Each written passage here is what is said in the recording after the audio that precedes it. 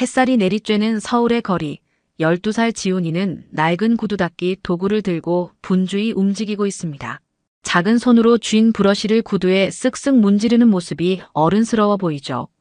지훈이의 얼굴은 어린 나이에도 불구하고 굳은 결심으로 가득 차 있어요. 돌아가신 할머니를 생각하며 오늘도 열심히 일하는 겁니다. 아저씨, 구두 닦아드릴까요? 지훈이가 지나가는 사람들에게 물었지만 대부분은 고개를 저으며 지나갑니다. 이제 막 점심시간이 지난 오후, 사람들은 바쁘게 각자의 일터로 돌아가고 있었어요. 그때였습니다. 고급스러운 정장을 입은 노신사가 천천히 걸어오는 모습이 보였죠. 지훈이는 용기를 내어 다가갔습니다. 할아버지, 구두 닦아드릴게요. 단돈 3,000원이에요. 노신사는 잠시 지훈이를 바라보더니 미소를 지었어요. 그래, 해주렴. 강 회장은 벤치에 앉아 지훈이가 구두를 닦는 모습을 물끄러미 지켜봤습니다. 지훈이의 진지한 표정과 꼼꼼히 구두를 닦는 모습이 무언가 특별해 보였어요. 학교는 안 다니니? 강 회장이 물었습니다. 지훈이는 고개를 들지 않고 대답했어요. 다녀요. 오전에는 학교 가고 오후에는 일해야 해서요. 강 회장의 눈빛이 잠시 흔들렸지만 아무 말도 하지 않았습니다. 구두 닦기가 끝나고 지훈이는 환하게 웃으며 말했어요. 다 됐어요, 할아버지. 거울처럼 반짝반짝하죠? 강 회장은 지갑에서 10,000원짜리 지폐를 꺼내 지훈이에게 건넸습니다. 거스름 또는 가지렴. 지훈이가 감사하다며 깊이 인사를 하는 동안 강 회장은 그대로 자리를 떠났어요. 그런데 얼마 지나지 않아 지훈이는 벤치 아래에 떨어진 지갑을 발견했습니다. 분명 강 회장의 것이 틀림없었죠. 할아버지. 지훈이는 소리쳤지만 강 회장은 이미 사라진 뒤였어요. 지훈이는 지갑을 주워들고 어떻게 해야 할지 고민했습니다. 잠시 망설임 끝에 지갑을 열어 주인의 신원을 확인하려 했어요. 그런데 지갑 속에서 나온 사진 한 장에 지훈이의 눈이 크게 떠졌습니다. 사진 속에는 젊은 여성이 웃고 있었는데 그 얼굴은 다름 아닌 돌아가신 지훈이의 할머니였어요. 지훈이의 심장이 빠르게 뛰기 시작했습니다. 할머니, 어떻게? 혼란스러운 마음으로 지갑을 더 살펴보니 명함이 한 장 있었어요. 강태성 회장, 강그룹이라고 적혀 있었습니다. 지훈이는 그 자리에 한동안 멍하니 서 있다가 결심한 듯 지갑을 품에 넣었어요. 할머니와 이 노인 사이에 어떤 관계가 있는지 직접 확인해야겠다고 마음먹었습니다. 다음 날 지훈이는 명함에 적힌 주소를 찾아갔어요. 그곳에는 커다란 저택이 있었습니다. 그러나 경비원은 지훈이 같은 아이를 절대 들여보내주지 않았죠. 지훈이는 포기하지 않고 며칠 동안 매일 찾아갔습니다. 그리고 마침내 강 회장이 차에서 내리는 순간을 포착했어요. 할아버지, 강 회장님. 지훈이가 뛰어나가 외치자 강 회장은 놀란 눈으로 지훈이를 바라봤습니다. 너 구두 닦기 소년이구나. 강 회장이 지훈이를 알아보며 물었습니다. 지훈이는 고개를 끄덕이며 떨리는 손으로 지갑을 내밀었어요. 할아버지 지갑이에요. 그날 벤치에 떨어뜨리셨더라고요. 지훈이의 목소리는 작지만 단호했습니다. 강 회장은 잠시 놀란 듯 지갑을 받아들었죠. 고맙구나. 요즘 같은 세상에 이렇게 정직한 아이가 있다니. 지훈이는 주머니에서 사진 한 장을 꺼냈어요. 할아버지, 이 사진 속 사람이 저희 할머니인데 어떻게 된 거예요? 강 회장의 표정이 순간 굳어졌습니다. 그는 경비원들에게 눈짓을 하더니 지훈이에게 말했어요. 안으로 들어오너라. 넓은 거실에 들어선 지훈이는 주변의 호화로운 인테리어에 잠시 압도되었습니다. 평생 볼 수 없었던 화려함이었죠. 강 회장은 지훈이를 소파에 앉히고 차분히 물었어요. 내 할머니 이름이 뭐니? 김미자요. 3년 전에 돌아가셨어요. 지훈이가 대답했습니다. 강 회장의 얼굴이 창백해졌어요. 그는 사진을 다시 보며 떨리는 목소리로 말했습니다. 이럴 수가. 그럼 내 부모님은? 지훈이는 고개를 숙였어요. 태어나서 본 적 없어요. 할머니가 저를 키우셨는데 돌아가시고 나서는 혼자예요. 강 회장은 한동안 말이 없었습니다. 깊은 생각에 잠긴 듯 했어요. 지훈이는 주머니에서 또 다른 사진을 꺼냈습니다. 할머니의 유품 중 하나였죠. 이것도 할머니 물건이에요. 할아버지랑 같이 찍은 사진 같은데. 강 회장은 그 사진을 받아들고 오랫동안 바라보았습니다. 손이 미세하게 떨리고 있었어요. 마침내 그가 입을 열었습니다. 40년도 더 된 이야기구나. 강 회장의 목소리는 먼 과거를 회상하는 듯 했어요. 미자. 그러니까 내 할머니는 우리 집 가정부의 딸이었단다. 나는 그때 갓 경영대학을 졸업하고 아버지 회사에서 일하기 시작했지. 지훈이는 숨죽여 듣고 있었습니다. 강 회장의 이야기는 계속되었어요. 우리는 서로 사랑했단다. 하지만 집안에서 알게 되었을 때 아버지는 크게 노하셨지. 가정부 딸과 재벌가 아들이라. 당시에는 더욱 용납될 수 없는 일이었어. 강 회장의 눈에 슬픔이 깃들었습니다. 결국 미자는 떠나게 됐고 나는 집안에서 정해준 사람과 결혼했단다. 그리고 부인은 일찍 세상을 떠났지. 그 후로 미자가 어떻게 지냈는지, 그녀가 임신했다는 사실도 전혀 몰랐어. 지훈이의 눈이 커졌어요. 그럼 저의 어머니가. 강 회장은 깊은 한숨을 내쉬었습니다. 그랬을 가능성이 높구나. 미자가 낳은 딸이 내 어머니였을 거야. 그리고 그 딸이 너를 낳았겠지. 방 안에 무거운 침묵이 내려앉았어요. 지훈이는 혼란스러운 감정에 휩싸였습니다. 12년을 살면서 단 한 번도 상상해보지 못한 진실이 눈앞에 펼쳐진 것이죠. 그럼 할아버지는 제 증조할아버지인가요?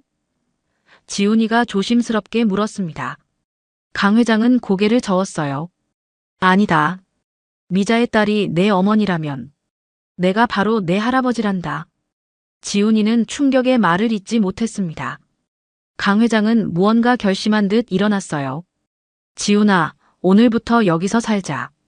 내가 너에게 해준 것이 아무것도 없구나. 이제라도 제대로 할아버지 노릇을 하고 싶어. 지훈이는 혼란스러운 마음으로 강 회장을 바라봤습니다.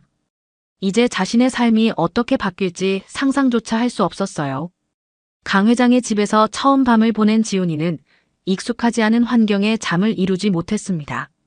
너무 푹신한 침대, 너무 넓은 방, 그리고 무엇보다 갑작스럽게 밝혀진 자신의 뿌리에 대한 생각이 머릿속을 맴돌았어요. 할머니, 왜 말씀 안 해주셨어요? 지훈이는 어둠 속에서 중얼거렸습니다. 할머니가 돌아가시기 전까지도 이런 이야기는 한 번도 해주지 않았죠. 아마도 할머니에게는 너무 아픈 기억이었을지도 모릅니다. 다음 날 아침, 강 회장은 지훈이를 회사로 데려갔어요. 높은 빌딩과 넓은 사무실 모두가 강 회장에게 인사하는 모습은 지훈이에게 완전히 새로운 세계였습니다. 이쪽으로 오렴. 강 회장이 지훈이를 자신의 넓은 사무실로 안내했어요. 그곳에는 이미 몇 명의 사람들이 기다리고 있었습니다. 이분들은 우리 회사의 중역들이란다. 오늘 중요한 발표가 있어서 모였지. 강 회장이 말했습니다. 중역들은 지훈이를 의아한 눈으로 바라봤어요. 그중 한 사람이 물었습니다. 회장님, 이 아이는 누구십니까?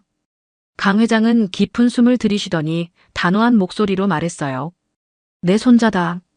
그리고 앞으로 강그룹의 후계자가 될 아이야. 방 안의 순간 정적이 흘렀습니다. 모두의 얼굴에 놀라움이 역력했어요. 지훈이 역시 믿을 수 없다는 표정으로 강 회장을 쳐다봤습니다. 회장님, 갑작스러운 결정이 아닙니까? 법적 절차와 이사회의 동의가 필요할 텐데요. 한중혁이 조심스럽게 말했어요. 강 회장은 단호하게 고개를 저었습니다. 내 결정이다. 필요한 법적 절차는 모두 밟을 테니 걱정 말게. 지훈이는 내 유일한 핏줄이야. 회의가 끝나고 지훈이는 강 회장과 함께 다시 집으로 돌아왔어요. 집에는 이미 소문이 퍼져 있었는지 강 회장의 친척들이 모여 있었습니다. 형님, 이게 무슨 소리예요? 갑자기 어디서 나타난 아이를 후계자로 삼는다니요? 강 회장의 동생인 듯한 남자가 언성을 높였습니다. 강 회장은 차분히 대답했어요. 태성아, 내 결정이니 존중해 주길 바란다. 지훈이는 내 손자다. DNA 검사로 확인할 예정이야. 집안은 순식간에 혼란에 빠졌습니다. 모두가 지훈이를 의심의 눈초리로 바라봤어요. 지훈이는 그 자리를 견디기 힘들어 슬며시 밖으로 나왔습니다. 정원 벤치에 앉아 있는데 한중년 여성이 다가왔어요. 너 정말 태성 회장님의 손자니? 지훈이는 고개를 들어 그녀를 바라봤습니다. 저도 어제 알았어요. 제가 여기 있어야 할지도 모르겠어요. 여성은 잠시 지훈이를 관찰하더니 말했어요. 눈빛이 정말 회장님을 닮았구나. 그녀는 강 회장의 비서였습니다. 사람들이 뭐라고 하든 회장님은 결정을 쉽게 바꾸지 않으셔. 내가 정말 회장님의 손자라면 앞으로 많은 것을 배워야 할 거야. 지훈이는 자신의 작은 손을 내려다봤어요. 구두약 자국이 아직 남아 있었습니다. 저는 그냥 구두 닦기 소년인데요. 어떻게 이런 큰 회사의 후계자가 될 수 있을까요? 비서는 미소를 지었습니다. 모든 사람은 어디선가 시작하게 마련이지. 회장님도 처음부터 대기업 회장이 아니었어. 내가 누구인지 무엇을 할 수 있는지는 시간이 말해줄 거야. 그날 밤 지훈이는 다시 잠을 이루지 못했어요. 갑자기 바뀐 환경, 사람들의 시선, 그리고 자신에게 주어진 무거운 책임감이 어깨를 짓눌렀습니다. 창밖의 서울 야경을 바라보며 지훈이는 생각했죠. 내가 정말 이런 세계에 속할 수 있을까? 할머니라면 뭐라고 하셨을까? 다음 날 아침, 강 회장은 지훈이를 서재로 불렀어요. 책으로 가득한 공간에 들어선 지훈이는 경외감을 느꼈습니다. 강 회장이 책상 위에 놓인 서류를 가리켰죠. 어제 DNA 검사를 의뢰했단다. 결과는 일주일 후에 나올 거야. 강 회장의 목소리는 담담했습니다. 지훈이는 조심스레 물었어요. 할아버지, 정말 저를 후계자로 삼으실 건가요? 강 회장은 지훈이의 어깨에 손을 얹었습니다. 그럼, 너는 내 유일한 혈육이니까. 하지만 그 전에 많은 것을 배워야 해. 그날부터 지훈이의 일상은 완전히 바뀌었어요. 아침부터 저녁까지 개인 교사들이 찾아와 경영학, 경제학, 언어, 예절 등을 가르쳤습니다. 구두 닦기 소년에서 재벌가의 후계자로 변신하는 과정은 쉽지 않았어요. 할아버지, 저 학교는 어떻게 해요? 지훈이가 묻자 강 회장은 생각에 잠겼습니다. 내가 다니던 학교를 계속 다니렴. 하지만 이젠 운전기사가 데려다 줄 거야. 강 회장의 말에 지훈이는 복잡한 심정이 되었어요. 다음 날 고급 승용차를 타고 학교에 도착한 지훈이를 친구들이 놀란 눈으로 바라봤습니다. 소문은 빠르게 퍼졌고 아이들의 태도가 달라지기 시작했어요. 야, 지훈이 너 진짜 부자 됐냐? 친구들이 몰려들어 물었습니다. 지훈이는 당황스러웠어요. 그게 복잡해. 나중에 이야기해 줄게. 수업 시간, 지훈이는 집중하기 어려웠습니다. 창밖으로 그를 기다리는 검은 차가 보였어요. 이전의 삶과 현재가 너무 달랐죠. 한편 강그룹의 내부에서는 갈등이 고조되고 있었습니다. 강 회장의 친척들은 법적 대응까지 준비하기 시작했어요. 아버지, 어디서 나타난 아이를 믿으시는 겁니까? 지난 50년간 회사를 위해 일해온 저희는 어떻게 되는 거죠? 강 회장의 조카가 항의했어요. 강 회장은 단호했습니다. DNA 검사 결과가 나오면 모든 것이 명확해질 거다. 그때까지 기다려보자고. 일주일 후 검사 결과가 도착했어요. 강 회장은 지훈이를 불러 결과를 함께 확인했습니다. 지훈아, 결과가 나왔단다. 강 회장의 목소리가 떨렸어요. 봉투를 열어본 강 회장의 눈에 눈물이 고였습니다. 내가 정말 내 손자였구나. 지훈이도 복잡한 감정에 휩싸였어요. 이제 확실해진 것은 자신이 정말로 강 회장의 혈육이라는 사실이었습니다. 다음 날 강 회장은 주주총회를 소집했어요. 지훈이도 함께 참석했죠. 많은 사람들 앞에서 강 회장은 DNA 검사 결과를 공개했습니다. 지훈이는 내 친손자입니다. 더 이상의 의심은 필요 없습니다. 강 회장의 선언에 회의장은 술렁였어요. 주주총회가 끝난 후 지훈이는 혼자 생각할 시간이 필요했어요. 강 회장의 집 뒤뜰 벤치에 앉아 하늘을 바라보며 깊은 생각에 잠겼습니다. 모든 것이 너무 빠르게 변하고 있었죠. 정말 내가 이런 세계에 살아갈 수 있을까? 지훈이는 자문했어요. 구두 닦기 소년에서 재벌가의 후계자로 변신하는 건 동화 같은 이야기였습니다. 하지만 현실은 동화처럼 단순하지 않았어요. 그때 강 회장이 다가와 지훈이 옆에 앉았습니다. 많이 혼란스럽니? 지훈이는 솔직하게 말했어요. 네, 할아버지. 저는 이런 세계에 살 준비가 안 된 것 같아요. 강 회장은 지훈이의 어깨를 토닥였습니다. 내가 도와줄게. 천천히 배우면 돼. 하지만 모두가 저를 싫어하는 것 같아요. 특히 할아버지 친척들이요.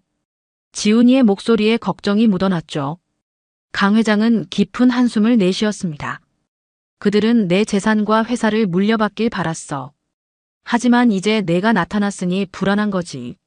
침묵이 흐른 후 지훈이가 물었어요. 할아버지, 저는 왜 이렇게 갑자기 후계자로 지명하셨어요? 강 회장의 눈에 슬픔이 어렸습니다. 나는 오랫동안 외롭게 살았단다. 가족이 있어도 진정한 가족이 아니었지. 그런데 내가 나타났을 때 내게 남은 유일한 진짜 가족임을 느꼈어. 지훈이는 강 회장의 마음을 조금 이해할 수 있었어요. 그도 할머니 없이 혼자 지내며 외로웠으니까요. 다음 날 지훈이는 학교에서 또 다른 문제에 직면했습니다. 친구들의 태도가 완전히 달라졌어요. 어떤 아이들은 지훈이에게 아부하기 시작했고 다른 아이들은 시기와 질투를 드러냈죠. 야, 지훈아. 너 이제 부자 됐으니 우리한테 한턱 쏘는 거 어때? 한 아이가 큰 소리로 말했습니다. 지훈이는 당황스러웠어요. 나? 그냥 예전의 나야. 달라진 게 없어. 하지만 달라진 건 너무 많았습니다. 점심시간에 혼자 앉아 도시락을 먹는 지훈이에게 예전부터 친하게 지내던 민수가 다가왔어요. 지훈아, 괜찮아. 요즘 다들 너한테 이상하게 구는 것 같던데. 지훈이는 고마운 마음에 미소 지었습니다. 응, 괜찮아. 그냥 모든 게 낯설어서 그래. 민수는 지훈이의 진짜 친구였어요. 지위나 돈에 상관없이 지훈이 자체를 좋아했죠. 너 이제 진짜 부잣집 아들 된 거야? 민수가 물었습니다. 지훈이는 고개를 저었어요. 아니, 그냥 친할아버지를 찾은 거야. 복잡해. 다음 장을 이어서 진행할까요? 학교에서 돌아온 지훈이는 강 회장의 집 거실에서 격렬한 논쟁 소리를 들었어요. 조심스레 문 앞에 서서 귀를 기울였습니다. 형님, 무리하십니다. 갑자기 나타난 아이에게 모든 걸 맡기시겠다니요. 회사 주주들도 납득하지 못하고 있어요. 강 회장의 동생 목소리였죠. 강 회장이 단호하게 대답했습니다. 내 결정이다. DNA 검사로 이미 확인했어. 지훈이는 내 친손자야. 검사 결과가 조작되었을 수도 있습니다. 그 아이와 어머니가 공모했을지도 모릅니다. 다른 목소리가 끼어들었어요. 지훈이는 가슴이 아팠습니다. 자신 때문에 가족이 갈라지고 있다는 생각이 들었어요. 소리 없이 자기 방으로 돌아와 침대에 누웠죠. 저녁 식사 시간 강 회장은 평소보다 침묵적이었습니다. 지훈이도 말없이 식사를 했어요. 식사가 끝나갈 무렵 강 회장이 입을 열었죠. 지훈아, 내일 중요한 회의가 있단다. 주주들에게 내가 후계자임을 공식적으로 선언할 거야. 지훈이는 숟가락을 내려놓았습니다. 할아버지, 제가 정말 그럴 자격이 있을까요? 강 회장의 눈빛이 흔들렸어요. 무슨 말이니? 너는 내 손자야. 당연히 자격이 있지. 지훈이는 용기를 내어 말했습니다. 하지만 저는 아무것도 모르잖아요. 회사 경영도 사업도. 모든 게 낯설어요. 배우면 돼. 나도 처음부터 다 알고 시작한 게 아니야. 강 회장이 대답했어요. 그날 밤 지훈이는 창가에 서서 불빛이 가득한 서울 야경을 바라봤습니다. 문득 예전에 구두 닦기를 하던 거리가 그리워졌어요. 그곳에선 적어도 자신이 누구인지 확실했으니까요. 다음 날 주주총회가 열렸습니다. 지훈이는 생전 처음 정장을 차려입고 강 회장과 함께 회의장에 들어섰어요. 수백 명의 사람들이 그들을 주시했죠. 강 회장은 단상에 올라 마이크를 잡았습니다. 오늘 저는 제 후계자를 공식적으로 발표하고자 합니다. 회의장은 순간 조용해졌어요. 모두의 시선이 지훈이에게 꽂혔습니다. 제 손자 지훈이는 앞으로 강그룹을 이끌어갈 인물입니다. DNA 검사로 혈연 관계가 확인되었으며 철저한 교육을 통해 준비시킬 것입니다. 회의장이 술렁이기 시작했어요. 여기저기서 반대 목소리가 나왔습니다. 12살 아이에게 그룹을 맡긴다니 말이 됩니까? 배경도 불분명한 아이를 어떻게 믿습니까? 강 회장이 손을 들어 회의장을 조용히 시켰어요. 여러분의 우려는 이해합니다. 하지만 지훈이가 제 유일한 혈육임을 알아주셨으면 합니다. 바로 그때 지훈이가 천천히 단상으로 걸어 올라갔습니다. 모두가 놀란 눈으로 지훈이를 바라봤어요. 지훈이는 떨리는 목소리로 마이크 앞에 섰습니다. 수백 명의 시선이 한순간에 자신에게 쏠리자 무릎이 후들거렸어요. 하지만 지훈이는 깊게 숨을 들이마시고 말을 시작했죠. 안녕하세요. 저는 지훈입니다. 얼마 전까지 저는 거리에서 구두를 닦던 평범한 소년이었어요. 회의장이 조용해졌습니다. 모두가 지훈이의 말에 귀를 기울였어요. 갑자기 제가 강 회장님의 손자라는 사실을 알게 되었고, 이렇게 여러분 앞에 서게 되었습니다. 솔직히 말씀드리면 저는 두렵습니다. 경영에 대해 아무것도 모르고 이런 세계에 살 준비가 되어 있지 않아요. 강 회장이 놀란 표정으로 지훈이를 바라봤지만 말을 막지 않았습니다. 할아버지께서 저를 믿고 후계자로 생각해 주시는 건 정말 감사합니다. 하지만 지훈이는 잠시 말을 멈추고 강 회장을 바라봤어요. 저는 모든 유산을 받고 싶지 않습니다. 회의장이 술렁이기 시작했습니다. 강 회장의 눈이 커졌어요. 대신 제 소원이 있습니다. 저처럼 어려운 환경에서 자라는 아이들을 위한 재단을 만들어주세요.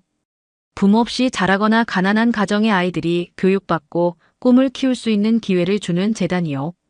강 회장은 놀란 표정을 감추지 못했습니다. 회의장 안의 사람들도 서로 눈빛을 교환했어요. 저는 할아버지의 사랑과 관심만으로도 충분합니다. 돈이나 회사보다 더 소중한 건 가족이라고 생각해요. 지금까지 혼자였지만 이제 할아버지를 만났으니까요. 강 회장의 눈에 눈물이 고였습니다. 그는 단상으로 올라와 지훈이를 꼭 안아주었어요. 지훈아, 내가 자랑스럽구나. 강 회장의 목소리가 떨렸습니다. 회의장에 있던 사람들도 감동한 듯 보였어요. 처음으로 지훈이를 향한 시선이 부드러워졌습니다. 강 회장은 마이크를 다시 잡았어요. 오늘 제 손자의 제안을 받아들이겠습니다. 소년소녀 가장 재단을 설립하고 회사 수익의 일부를 매년 기부하겠습니다. 지훈이의 제안은 예상치 못한 결과를 가져왔습니다. 주주들의 반발이 줄어들었고 오히려 강그룹의 이미지가 좋아지기 시작했어요. 미디어에서는 구두 닦기 소년의 감동적인 선택이라는 제목으로 뉴스가 퍼졌죠. 돌아오는 차 안에서 강 회장이 지훈이에게 물었습니다. 정말 그걸 원하니? 엄청난 재산을 포기하는 거야. 지훈이는 고개를 끄덕였어요. 네, 할아버지. 저는 돈보다 더 중요한 걸 배웠으니까요. 할머니가 항상 말씀하셨어요. 행복은 나눌수록 커진다고요. 한 달 후 서울 시내 한복판에 강지훈 소년소녀 가장 재단 간판이 걸렸습니다. 지훈이의 이름을 딴 재단이었죠. 강 회장은 지훈이의 뜻을 존중해 거액의 기금을 출연했어요. 이제 지훈이는 할아버지 집에서 살면서 학업에 집중하고 있었습니다. 지훈아, 오늘 재단 개소식에 가봐야겠다. 강 회장이 아침 식사 중에 말했어요. 지훈이는 환하게 웃었습니다. 네, 할아버지. 정말 기대돼요. 개소식장에는 많은 사람들이 모였어요. 기자들도 여럿 와 있었죠. 지훈이는 처음으로 공식 석상에서 연설을 하게 되었습니다. 저는 얼마 전까지 여러분과 같은 처지였어요. 부모님 없이 할머니와 살다가 할머니마저 돌아가시고 혼자 구두를 닦으며 살았죠. 그런 제게 기적처럼 할아버지가 나타나셨고 이제 저는 새로운 삶을 살게 되었습니다. 지훈이의 진솔한 이야기에 참석자들은 깊이 공감했어요. 그의 맑은 눈빛과 순수함이 모두의 마음을 움직였습니다. 하지만 저 말고도 어려운 환경에서 자라는 친구들이 많아요. 그 아이들에게 희망이 되고 싶습니다. 이 재단을 통해 교육 기회와 따뜻한 보금자리를 제공하고 싶어요. 강 회장은 지훈이를 자랑스럽게 바라봤습니다. 처음 지훈이를 만났을 때는 몰랐지만 이제 지훈이의 진정한 가치를 알게 되었어요. 돈이나 권력보다 더 소중한 것을 가진 아이였죠. 재단 개소 후 지훈이는 일주일에 한 번씩 고아원과 보육원을 방문하기 시작했습니다. 처음에는 강 회장이 걱정했지만 지훈이의 의지를 꺾을 수 없었어요. 할아버지, 제가 잘 다녀올게요. 걱정 마세요. 지훈이는 언제나 환하게 웃으며 말했습니다. 지훈이는 보육원 아이들과 축구도 하고 함께 공부도 했어요. 가끔은 자신이 구두 닦기로 일했던 거리로 돌아가 어려운 아이들을 찾아내 도움을 주기도 했습니다. 지훈아, 너 정말 변했다. 어느 날 민수가 말했어요. 지훈이는 미소를 지었습니다. 변한 게 아니야. 그냥 더 많은 것을 할 수 있게 됐을 뿐이야. 시간이 흘러 지훈이는 16살이 되었어요. 그는 이제 강 회장의 든든한 지원 아래 학업에 열중하면서도 재단 활동을 계속했습니다. 강 회장도 지훈이 덕분에 변했어요. 더 이상 외롭지 않았고 사업 외에도 다양한 사회 활동에 관심을 갖게 되었습니다. 할아버지, 제가 나중에 커서 회사를 도울 수 있을까요? 어느 날 지훈이가 물었어요. 강 회장은 손자의 어깨를 토닥였습니다. 물론이지. 하지만 억지로 할 필요는 없어. 내가 원하는 길을 가렴. 저는 사람들을 돕는 일을 하고 싶어요. 회사도 그런 방향으로 이끌고 싶고요. 강 회장은 흐뭇하게 미소 지었습니다. 그래, 내 뜻대로 하렴. 내가 늘 응원할게. 지훈이의 이야기는 많은 사람들에게 감동을 주었어요. 한 구두닦이 소년이 백만장자 할아버지를 만나 인생이 바뀌었지만 그 과정에서 오히려 주변 사람들의 삶을 변화시킨 이야기였습니다. 작은 친절과 정직함이 얼마나 큰 파장을 일으킬 수 있는지 보여준 사례죠. 지훈이는 이제 더 이상 혼자가 아니었습니다. 할아버지와 새 가족 그리고 자신이 도운 많은 아이들이 지훈이의 또 다른 가족이 되었어요. 그리고 이 이야기는 오랫동안 사람들의 가슴에 따뜻한 희망으로 남았습니다. 새벽 5시 알람이 울리기 전에 영자는 이미 눈을 떴습니다. 70년을 살아온 몸이 시계보다 정확했죠. 침대에서 일어나 발을 바닥에 내디디자 무릎이 살짝 아팠지만 이미 익숙한 아침의 신호였어요. 운동복을 입고 등산화 끈을 하나하나 꼼꼼히 묶으며 창밖을 내다봤습니다.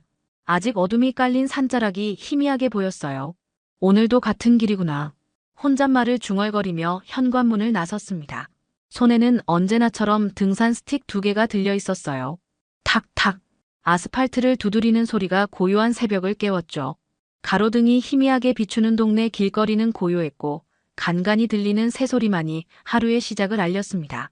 산 입구까지는 걸어서 10분 거리였어요. 영자는 늘 같은 시간, 같은 코스로 산에 올랐습니다. 20년 넘게 이어온 루틴이었죠. 정상 직전 능선길에서였어요. 평소 같으면 이 시간에는 하산하는 사람을 보기 어려운데 오늘은 한 명이 내려오고 있었습니다. 30대 초반으로 보이는 남자였어요. 운동복 차림에 깔끔한 인상이었죠. 매번 이 길에서 스쳐 지나가곤 했던 익숙한 얼굴이었습니다. 평소 같았으면 가벼운 인사만 나누고 지나갔을 텐데 오늘은 뭔가 달랐어요. 도윤이라는 이름의 그 남자가 영자를 지나치면서 뒤를 길게 돌아보는 게 느껴졌습니다. 시선이 등 뒤로 따라오는 게 분명했어요. 마치 무언가를 확인하려는 듯한 심각하면서도 걱정스러운 눈빛이었죠. 영자는 걸음을 멈추지 않았지만 왠지 모를 불안감이 스며들었어요. 20년 넘게 이 산을 오르내리면서 이런 느낌은 처음이었습니다. 등 뒤가 따끔했고 심장 박동이 조금 빨라졌어요. 정상에서 잠시 쉬고 하산을 시작했습니다. 내려가는 길에서 하산 주점이 눈에 들어왔어요. 팔순 사장이 운영하는 작은 주점으로 평소 가끔 음료수를 사 먹곤 했던 곳이었죠. 어머니, 안녕하세요. 팔순 사장이 반갑게 인사를 건넸습니다. 하지만 오늘은 평소와 달리 더 가까이 다가오더니 은근슬쩍 말을 건넸어요. 어머니, 요즘 어지럽다면서요? 요양원 상담 받아보시는 게 어때요? 아는 데 있어서 말씀드리는 건데. 갑작스러운 말에 영자는 당황했어요. 어지럽다고 한 적이 없는데 어떻게 그런 말이 나오는 건지 의아했죠. 불길한 예감이 가슴 한구석에 자리 잡기 시작했습니다. 10분 정도 쉬고 나서 하산길에 접어들었습니다. 능선길은 좁아서 한 명씩 지나다녀야 했어요. 평소 같았으면 여유롭게 풍경을 감상하며 내려갔을 텐데 오늘은 왠지 서둘러지고 싶었죠. 집에 가서 이 이상한 기분을 떨쳐버리고 싶었습니다. 그때였어요. 어제 아침에 봤던 그 남자, 도윤이 반대편에서 올라오고 있었습니다. 오늘도 이른 시간에 산에 온 것 같았어요. 영자와 마주치자 그는 잠시 멈춰섰죠. 할머니. 도윤이 낮은 목소리로 불렀습니다. 그리고는 영자 옆을 지나가면서 귓속말처럼 속삭였어요. 지금 뒤돌아보지 마세요. 휴게소까지 3분만 그대로 걸어가세요. 영자는 깜짝 놀랐습니다. 갑작스러운 경고에 온몸에 소름이 돋았어요. 뒤돌아보고 싶은 충동이 강하게 일었지만 도윤의 진지한 목소리가 그것을 막았죠. 대신 영자는 핸드폰을 꺼내 검은 화면을 거울처럼 이용해서 뒤를 살펴봤습니다. 화면에 희미하게 반사된 모습을 통해 뒤쪽을 확인할 수 있었어요. 놀랍게도 두 남자가 일정한 거리를 두고 따라오고 있었습니다. 중년으로 보이는 남자들이었죠. 등산객처럼 보이지만 뭔가 어색했어요. 진짜 등산을 하러 온 사람들 같지 않았습니다. 영자의 심장이 빠르게 뛰기 시작했어요. 도대체 무슨 일이 벌어지고 있는 건지 알 수 없었지만 분명히 평범한 상황은 아니었죠. 발걸음을 재촉하지 않으려고 애써 평소 페이스를 유지했습니다. 휴게소에 도착하자 도윤이 이미 기다리고 있었어요. 그는 벤치에 앉아 지도를 펼쳐놓고 있었죠. 영자가 가까이 가자 도윤은 물병에서 물을 조금 흘려 지도 위에 물방울을 떨어뜨렸습니다. 그리고는 그 물방울로 길을 그리듯 짚어갔어요. 정면 말고 우측 샛길로 가세요. 사람 많은 데서 얘기해야겠어요. 도윤의 목소리는 여전히 낮고 진지했습니다. 영자는 혼란스러웠지만 그의 말을 따를 수밖에 없었어요. 뭔가 중요한 일이 벌어지고 있다는 걸 직감적으로 알 수 있었죠. 당신은 누구예요? 왜 이러는 거죠? 영자가 작은 목소리로 물었습니다. 도윤은 지도를 접으며 잠시 망설이는 듯 했어요. 지금은 설명할 시간이 없어요. 일단 안전한 곳으로 가야 합니다. 그렇게 말하며 도윤은 우측 샛길을 가리켰어요. 그곳은 평소 영자가 다니던 길이 아니었지만 등산로로는 연결되어 있는 곳이었죠. 사람들이 자주 다니지 않는 길이라 조용했지만 멀리 보이는 곳에 다른 등산객들의 모습이 보였습니다. 영자는 도윤을 따라 샛길로 접어들었어요. 뒤에서 두 남자가 여전히 따라오고 있는지 확인하고 싶었지만 도윤의 경고가 떠올라 참았죠. 대신 더욱 조심스럽게 걸음을 옮겼습니다. 샛길을 따라 걷던 영자는 의도적으로 걸음을 늦췄습니다. 운동화 끈을 다시 묶는 척하며 쪼그려 앉았어요. 그러면서 자연스럽게 뒤쪽을 훑어봤죠. 두 남자가 여전히 따라오고 있었습니다. 거리는 조금 더 벌어진 것 같았지만 여전히 시야에서 사라지지 않았어요. 왜 이런 일이? 영자는 중얼거리며 다시 일어났습니다. 이번에는 물통을 꺼내 천천히 물을 마셨어요. 평소 같으면 목이 마르지 않았을 텐데 긴장 때문인지 입안이 바짝 말랐죠. 물을 마시는 동안에도 계속 주위를 살폈습니다. 도윤이 앞서 걸어가며 가끔 뒤를 돌아봤어요. 그의 표정에서는 긴장감이 역력했습니다. 그가 휴지통 근처에서 멈춰 서더니 스틱 끝으로 바닥을 가리켰어요. 휴지통 밑에 작은 쪽지가 있었죠. 영자는 자연스럽게 휴지통에 휴지를 버리는 척하며 쪽지를 집어들었습니다. 펼쳐보니 간단한 메모가 적혀 있었어요. 하산주점 주차장 감시 카메라 사각지대. 오늘 노림수. 등골이 서늘해졌습니다. 하산주점이라고 하면 어제 팔순 사장이 요양원 얘기를 꺼냈던 그곳이었어요. 그리고 주차장은 영자가 항상 집에 갈 때 지나가는 곳이기도 했죠. 뭔가 큰일이 벌어지고 있구나. 영자는 쪽지를 주머니에 넣으며 생각했어요. 이제는 단순한 우연이 아니라는 걸 확신할 수 있었습니다. 누군가 자신을 노리고 있었고 도윤은 그것을 알고 있었던 거죠. 휴대폰을 꺼내 산악회 회장인 박 반장에게 전화를 걸었습니다. 평소 같으면 이런 시간에 전화하지 않았을 텐데 상황이다 보니 어쩔 수 없었어요. 반장님, 저 영자예요. 영자씨, 이른 아침에 웬일이세요? 박 반장의 목소리가 핸드폰 너머로 들렸습니다. 영자는 최대한 자연스럽게 말했어요. 능선 바람이 미친 것 같아요. 정말 위험해서요. 산악회분들 정상 쉼터로 모아주실 수 있을까요? 혼자 다니기엔 너무 무서워서요. 그래요? 그럼 단체 채팅방에 공지 올릴게요. 다들 조심하라고 하고요. 전화를 끊고 나서 영자는 안도의 숨을 쉬었어요. 사람이 많은 곳으로 유도하는 것이 지금으로서는 최선의 방법인 것 같았죠. 도윤이 다시 가까이 와서 작은 목소리로 말했습니다. 잘 생각하셨어요. 사람이 많은 곳이 안전해요. 도대체 무슨 일인지 말해주세요. 왜 저를 노리는 거예요? 영자의 목소리에는 간절함이 묻어났어요. 도윤은 잠시 망설이더니 입을 열었습니다. 지금은 자세히 말씀드릴 수 없지만 할머니를 해치려는 사람들이 있어요. 그들의 목적은 도윤이 말을 멈췄어요. 뒤에서 발소리가 들렸기 때문이죠. 두 남자가 점점 가까워지고 있었습니다. 거리가 많이 좁혀진 상태였어요.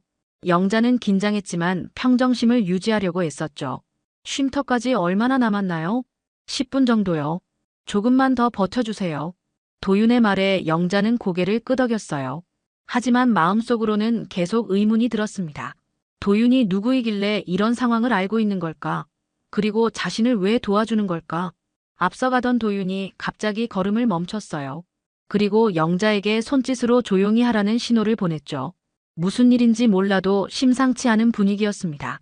정상 쉼터에 도착했을 때 이미 산악회 회원 몇 명이 모여 있었습니다. 박 반장의 단체 채팅 공지를 보고 온 것 같았어요. 영자는 사람들 사이로 자연스럽게 섞여 들어갔죠. 뒤따라오던 두 남자도 쉼터 근처에서 멈춰 섰지만 사람들이 많다 보니 더 이상 가까이 오지는 못했습니다. 도윤이 영자 옆에 앉으며 작은 목소리로 말했어요. 이제 조금 안전해졌어요. 제대로 설명드릴게요. 그는 주변을 한 번 더 살피고 나서 가방에서 작은 태블릿을 꺼냈습니다. 화면에는 신분증 같은 것이 보였어요.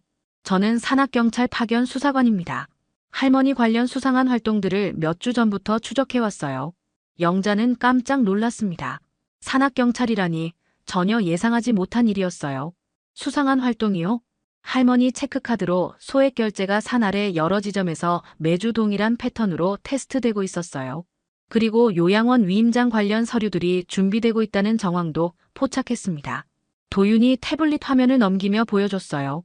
하산주점 포스 단말기 화면과 CCTV 캡처 이미지들이 나왔죠. 그리고 통화 내역 일부도 있었습니다. 이건 모두 합법적인 영장을 통해 확보한 증거들이에요. 영자는 화면을 들여다보며 충격을 받았습니다. 자신도 모르는 사이에 이런 일들이 벌어지고 있었다니요. 그런데 문득 며느리 미라의 얼굴이 떠올랐어요. 그런데 최근에 며느리가 제 약을 바꿨어요. 몸에 좋다고 하면서 영양제를 새로 사줬는데 그걸 먹고 나면 자꾸 멍해지고.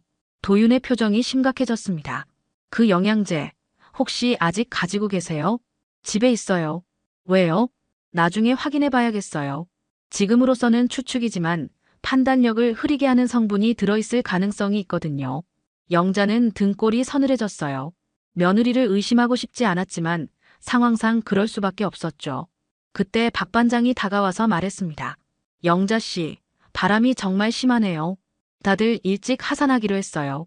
하산주점에서 막걸리 한잔하고 들어가면 어때요? 영자와 도윤은 서로 눈빛을 주고받았어요. 하산주점이라니 바로 위험지역이었죠. 그게 좋겠어요. 도윤이 먼저 대답했습니다. 영자는 의아했지만 그의 계획이 있을 거라고 생각했어요. 박 반장이 단체 채팅방에 공지를 올리자 예상보다 많은 사람들이 참여 의사를 밝혔습니다. 평소 같으면 이런 이른 시간에 술자리를 제안하면 몇 명 안 모였을 텐데 오늘은 달랐어요. 인파 유입이 많을수록 좋아요. 도윤이 작은 목소리로 말했습니다. 그런데 정말 괜찮을까요? 거기가 위험한 곳이라고 하셨잖아요. 오히려 사람이 많을 때 그들의 정체를 확실히 드러낼 수 있어요. 그리고 도윤이 핸드폰을 만지작거리며 말했어요. 할머니 적금해지 관련 미끼를 좀 뿌려볼 생각이에요. 합법적인 통제 하에서요. 영자는 무슨 말인지 정확히 이해할 수 없었지만 도윤이 전문가니까 믿고 따를 수밖에 없었어요. 다만 한 가지는 분명했습니다. 오늘 하산길은 평소와는 전혀 다를 거라는 것이죠. 멀리서 두 남자가 여전히 지켜보고 있는 게 보였습니다. 그들도 상황 변화를 눈치챈 듯 서로 뭔가 이야기를 나누고 있었어요. 이제 진짜 시작이네요. 도윤의 말에 영자는 긴장했지만 동시에 마음 한편으로는 안도감도 들었어요. 혼자가 아니라는 사실이 큰 위안이 되었죠.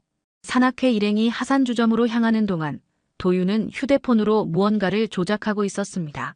영자는 그 옆에서 불안한 마음을 애써 감추며 걸었어요. 사람들이 많이 함께 가고 있어서 조금은 안심이 되었지만 여전히 긴장은 풀리지 않았죠. 할머니, 잠시만요. 도윤이 영자를 살짝 옆으로 불렀습니다. 그리고는 작은 목소리로 말했어요. 지금 할머니 명의로 적금해지 문자를 보내려고 해요. 미끼로 사용할 거거든요. 미끼요? 네, 그들이 움직이게 만들려고요. 할머니가 갑자기 돈을 찾으려 한다고 생각하면 서둘러서 계획을 실행에 옮길 거예요. 영자는 고개를 끄덕였어요. 정확히 무슨 계획인지는 모르겠지만 전문가인 도윤의 판단을 믿기로 했죠. 하산주점에 도착하자 팔순 사장이 반갑게 맞이했습니다.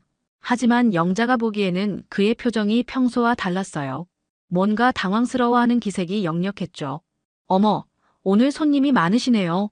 팔순 사장이 어색하게 웃으며 말했습니다. 분명히 이렇게 많은 사람들이 한꺼번에 오는 걸 예상하지 못했던 것 같았어요. 산악회 회원들이 테이블에 앉아 주전 분위기가 한결 밝아졌습니다. 평소 조용했던 곳이 갑자기 활기를 띠게 되었어요. 도윤은 영자 옆에 앉으며 주변을 계속 살폈죠. 사장님, 막걸리 주세요. 박 반장이 큰 소리로 주문했습니다. 다른 회원들도 이것저것 시키기 시작했어요. 팔순 사장은 부산하게 음료와 안주를 준비했지만 표정에서는 여전히 불안함이 엿보였습니다. 그때 도윤의 휴대폰이 진동했어요. 문자가 온 것 같았죠. 화면을 확인한 도윤이 영자에게 작은 목소리로 말했습니다. 미끼가 통했어요. 움직이고 있어요. 실제로 조금 후 영자가 화장실을 가려고 일어났을 때였습니다. 누군가 그녀의 배낭 하단에 뭔가를 붙이려고 하는 게 보였어요. 추적용 표식 같은 분말 같았죠. 하지만 그 순간 다른 손님이 지나가면서 그 사람이 깜짝 놀라 손을 빼는 바람에 실패했습니다. 더욱 놀라운 건 그 모습이 주점 입구 쪽 카메라에 고스란히 찍혔다는 것이었어요. 팔순 사장의 얼굴이 순간 하얗게 질렸습니다. 첫 번째 실수네요. 도윤이 중얼거렸어요. 영자는 상황을 정확히 파악할 수 없었지만 뭔가 계획이 틀어지기 시작했다는 걸 느낄 수 있었죠. 산악회 사람들은 여전히 즐겁게 대화를 나누고 있었어요. 그들은 이런 긴장감 넘치는 상황이 벌어지고 있는 줄도 모르고 있었죠. 오히려 그게 더 자연스러운 엄폐막 역할을 해주고 있었습니다. 팔순 사장이 영자에게 다가와서 말했어요. 어머님, 오늘 일찍 가시는 게 어때요? 날씨도 안 좋아지는 것 같고. 하지만 영자는 이제 그의 말을 신뢰하지 않았어요. 어제부터 계속 이상한 말들을 해왔으니까요. 아니에요, 괜찮아요. 오랜만에 산악회분들과 시간을 보내고 싶어서요. 팔순 사장의 얼굴에 당황스러운 표정이 스쳤어요. 분명히 원하는 대로 되지 않고 있었던 거죠. 도윤이 갑자기 일어나서 화장실로 향했습니다. 그리고 몇 분 후 돌아와서는 영자에게 작은 쪽지를 건넸어요. 준비 완료. 곧 끝날 거예요. 라고 적혀 있었습니다. 영자는 쪽지를 주머니에 넣으며 마음을 단단히 먹었어요. 어떤 일이 벌어질지 모르겠지만 이제 곧 진실을 알 수 있을 것 같았죠. 멀리서 아까 그 두 남자가 주점 주변을 서성이고 있는 게 보였습니다. 그들도 뭔가 계획이 틀어진 걸 느끼고 있는 것 같았어요. 하지만 이미 늦었습니다. 도윤의 함정에 빠져든 거니까요. 해가 질 무렵 산악회 사람들이 하나둘 집으로 돌아가기 시작했습니다. 영자도 일어나려 했지만 며느리 미라에게서 급작스럽게 전화가 왔어요. 어머님, 지금 어디 계세요? 하산주점에 있어. 산악회 사람들이랑 있었거든. 어머님, 큰일 났어요. 갑자기 어머님 건강검진 결과에 이상이 있다고 병원에서 연락이 왔어요. 지금 당장 와야 한다고 하네요. 영자는 당황했어요. 건강검진을 받은 기억이 없었거든요. 건강검진? 언제 받았다고? 어머님, 기억 안 나세요? 지난주에 제가 모셔다 드렸잖아요. 어머님이 깜빡하신 거예요. 미라의 목소리에는 걱정과 함께 묘한 재촉이 섞여 있었어요. 영자는 혼란스러웠지만 건강 문제라고 하니 무시할 수도 없었죠. 그럼 집에 가서. 아니에요. 시간이 없어요. 제가 차로 마중 나갈게요.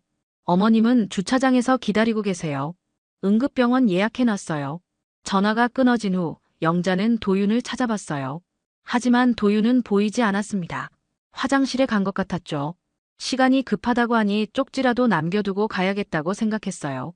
사장님, 혹시 종이 좀 주세요. 팔순 사장이 메모지를 건네주며 말했어요. 어머님, 어디 가세요? 병원에 가봐야 해서요. 아, 그러세요? 주차장까지 같이 가드릴까요? 팔순 사장의 제안이 이상했지만 영자는 별 생각 없이 고개를 끄덕였어요. 메모를 남기고 주차장으로 향했죠. 주차장은 생각보다 어둠침침했습니다. 가로등이 몇 개 있긴 했지만 사각지대가 많았어요. 영자는 왠지 모를 불안감을 느꼈지만 곧 며느리가 올 거라는 생각에 참았죠. 얼마 후 익숙한 차가 주차장으로 들어왔습니다. 며느리 미라의 차였어요. 차가 멈추자 미라가 내려와서 영자에게 다가왔죠. 어머님, 빨리 타세요. 정말 급해요. 미라가 뒷좌석 문을 열어줬어요. 영자가 차에 타려는 순간 뒷좌석에 담요와 케이블 타이 같은 것들이 보였습니다. 이상했어요. 이게 뭐야? 아, 그건 혹시 어머님이 추우실까봐 준비한 거예요.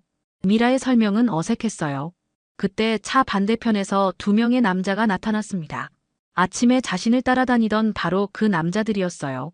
영자는 직감적으로 위험을 느꼈습니다. 차에 타면 안 된다는 생각이 들었어요. 미라야, 이게 무슨... 어머님, 빨리요.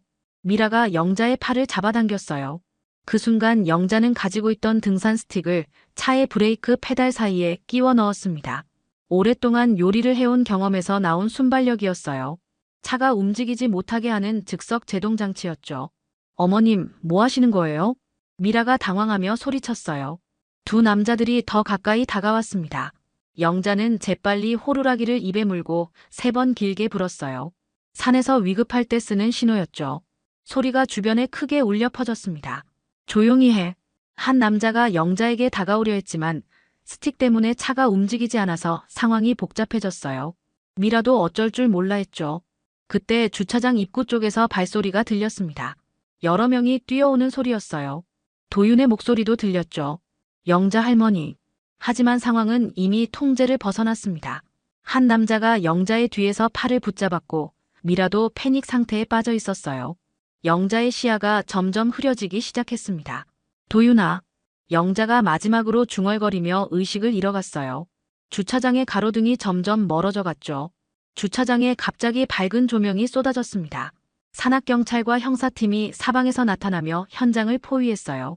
영자는 흐릿한 의식 속에서 웅성거리는 소리와 무전기 잡음을 들을 수 있었죠. 움직이지 마. 모두 손들어. 경찰이다. 체포한다. 팔순 사장과 브로커 남자 둘이 수갑을 차고 연행되는 모습이 보였어요. 며느리 미라도 경찰에게 붙잡혀 있었죠. 그녀의 얼굴에는 당황과 공포가 뒤섞여 있었습니다. 도윤이 영자에게 달려와서 부축해줬어요. 영자는 천천히 정신을 차렸죠. 할머니, 괜찮으세요? 응, 다행히. 영자는 가까스로 대답했어요. 몸은 무거웠지만 의식은 돌아오고 있었습니다. 정말 무서웠어요. 그런데 어떻게 이렇게 빨리? 처음부터 준비하고 있었어요. 할머니가 위험에 처하는 순간을 기다리고 있었거든요. 도윤이 영자를 의자에 앉히며 물을 건넸습니다. 그리고는 조심스럽게 입을 열었어요. 할머니, 제가 누군지 정말로 말씀드려야겠어요. 영자는 고개를 들어 도윤을 바라봤습니다.